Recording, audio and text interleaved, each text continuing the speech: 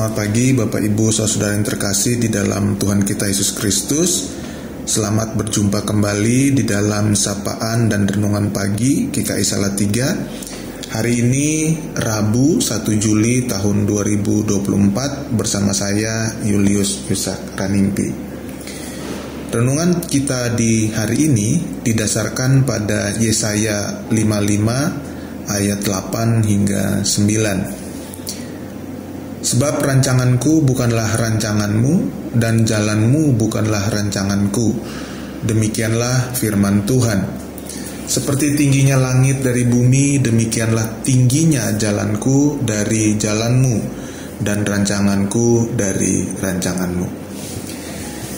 Berbicara mengenai rancangan, pikiran kita dibawa kepada suatu profesi seperti perancang busana, penata gaya, arsitek, atau apa saja yang berkaitan dengan menciptakan atau merancang sesuatu sehingga sesuatu itu menjadi lebih indah, proporsional, dan utuh. Hasil rancangan tersebut selalu mencerminkan desainer atau perancangnya, atau paling tidak pemikiran dan kehendak si perancang.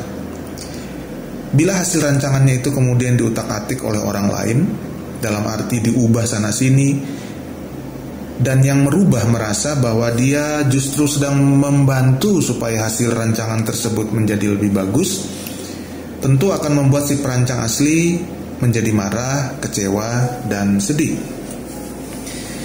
Tampaknya memang hasil akhir dari rancangan yang telah dimodifikasi itu menarik, tetapi sebenarnya tidak lagi mewakilkan atau mengekspresikan jiwa dari si pendesain asli. Rancangan tersebut sebenarnya sudah bukan lagi rancangan dari perancang asli. Demikian juga dengan Allah, sang pendesain agung yang telah menciptakan seluruh dunia dan isinya ini. Dia telah menciptakan segala sesuatu dengan maksud dan tujuan tertentu sesuai dengan kehendaknya. Pernahkah kita merasakan kesedihannya, kekecewaannya, bahkan kemarahannya karena kita merusak desainnya bagi hidup kita? Pernahkah kita berpikir bahwa campur tangan kita dalam membantu Allah mendesain hidup kita justru sebenarnya menghancurkan hidup kita, karena kita sudah mengubah hidup kita dari definisi yang sesungguhnya?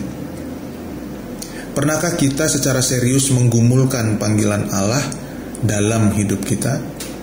Tentu panggilan di sini bukan hanya sekedar berbicara dalam konteks pergumulan insidentil seperti urusan mencari pekerjaan, mencari jodoh, urusan sekolah, dan sebagainya. Tetapi panggilan seluruh hidup selama kita ada di dunia ini. Desain hidup seperti apakah yang Allah rancangkan bagi hidup kita? Dalam interaksi saya dengan beberapa orang, seringkali saya menjumpai mereka tidak mengerti apa yang menjadi panggilan hidup mereka. Padahal mereka sudah memilih jurusan tertentu misalnya di dalam sekolah atau pekerjaan tertentu di dalam hidup mereka. Pertanyaannya, mengapa itu bisa terjadi? Bisa saja Bapak Ibu Saudara terkasih, karena selama ini kita menjadi orang Kristen sedikit sekali diajarkan untuk menggumulkan secara serius panggilan hidup kita ini apakah sesuai dengan yang Tuhan mau atau tidak. Kita telah terkondisi dengan mengikuti apa maunya kita. Contoh, kita sering mendengar orang bertanya, "Kamu kalau sudah besar mau jadi apa?" Kita hampir tidak pernah dilatih untuk membawa dan menanyakan kepada Tuhan pertanyaan seperti, "Tuhan maunya saya seperti apa?" Bukan saya maunya seperti apa, lalu minta Tuhan memberkati apa yang saya mau. Tanpa sadar hal ini terus terbawa dalam kehidupan kita, termasuk ketika kita menganggap kita sudah melayani Tuhan dengan sepenuh hati. Padahal kita sebenarnya melayani bukan seperti yang Dia mau, tetapi seperti apa yang kita mau. Dan itulah yang kita persembahkan kepada Tuhan. Bapak Ibu yang terkasih, bacaan kita pada hari ini mengatakan, "Sebab rancanganku bukanlah rancanganmu, dan jalanmu bukanlah jalanku." Demikianlah firman Tuhan. Seperti tingginya langit dari bumi, demikianlah tingginya jalanku dari jalanmu dan rancanganku dari rancanganmu. Seorang pendeta asal Inggris yang pernah hidup di abad ke-16, John Gill, pernah mengatakan bahwa pikiran manusia terbatas, sedangkan pikiran Tuhan tidak terbatas.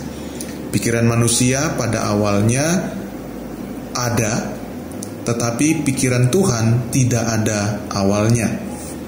Pikiran manusia adalah jahat, bahkan selalu jahat.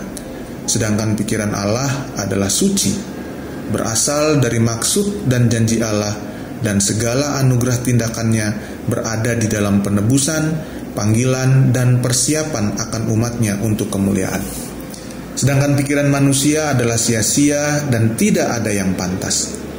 Manusia berpikir bahwa mereka dapat menyelamatkan diri mereka sendiri dengan cara mereka sendiri, tetapi sesungguhnya kecelakaan dan kebinasaan yang akan mereka dapatkan.